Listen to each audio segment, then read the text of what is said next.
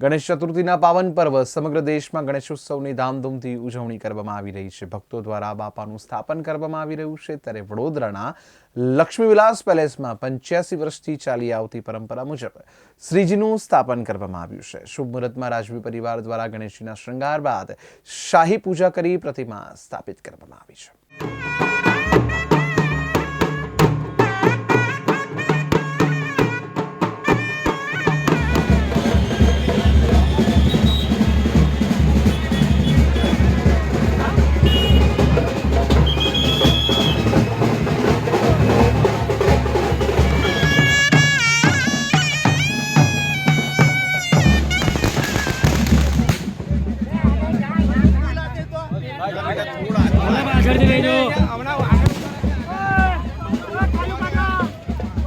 વડોદરાના લક્ષ્મી વિલાસ પેલેસમાં ગણેશ ઉત્સવ મનાવવાની પરંપરા વર્ષ 1939થી ચાલી રહી છે। ગણેશ ચતુર્થીનો ઉત્સવ રાજવી પરિવાર દ્વારા હર્ષોલ્લાસ દ્વારા મનાવવામાં આવે છે। લક્ષ્મી વિલાસ પેલેસમાં અનોખો શણગાર કરવામાં આવે છે।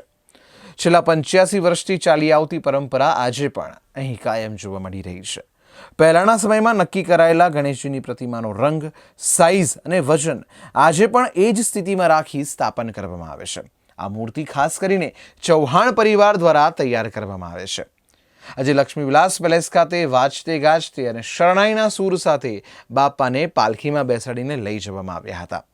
વર્ષોથી લક્ષ્મી વિલાસ પેલેસમાં મૂકવામાં આવતી ગણેશજીની પ્રતિમાની ખાસ વાત એ છે કે આની ઊંચાઈ 36 ઇંચ અને વજન 90 કિલો હોય છે, જેથી પાલખીની અંદર સરળતાથી ગણપતિજીની પ્રતિમા બેસાડી શકાય। ગણેશજીની મૂર્તિને ઘરેણાથી શણગાર કરવામાં આવે છે। હીરા મોતી જડિત આભૂષણ પહેરાવી રાજગુરુ આચાર્ય પ્રેમદત્ત વ્યાસ દ્વારા શાહી પૂજા કરાવવામાં આવે છે। ગણેશજીની મૂર્તિ બનાવવા માટે માટી ભાવનગરથી ખાસ મંગાવવામાં આવે છે અને શિલ્પકારોને મૂર્તિ બનાવવા માટે લગભગ 1 મહિનાથી વધુનો સમય લાગતો હોય છે।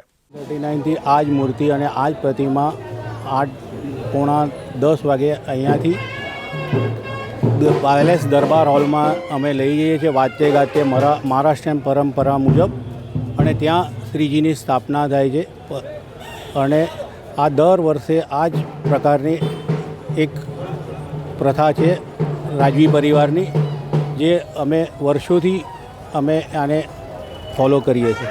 હર્ષોલ્લાસ સાથે કેવી રીતે કાર્યક્રમો આયોજન કરવામાં આવે છે? અને 10 દિવસ કાર્યક્રમ આયોજિત હોય છે। દરબાર હોલમાં ભજન હોય છે, અમુક દિવસે ભજન હોય છે, અને અમુક દર સવારે સાંજે આરતી થાય છે બાપાની પરંપરા મુજબ। આવેલા ખંડેરાવ માર્કેટની સામેના ચૌહાણના સ્ટુડિયોમાંથી શ્રી આર્ટિસ્ટ કેબી ચૌહાણના પરિવારોએ જે ગણેશજી મૂર્તિ બનાવેલી છે તે આજે બરાબર 10 વાગે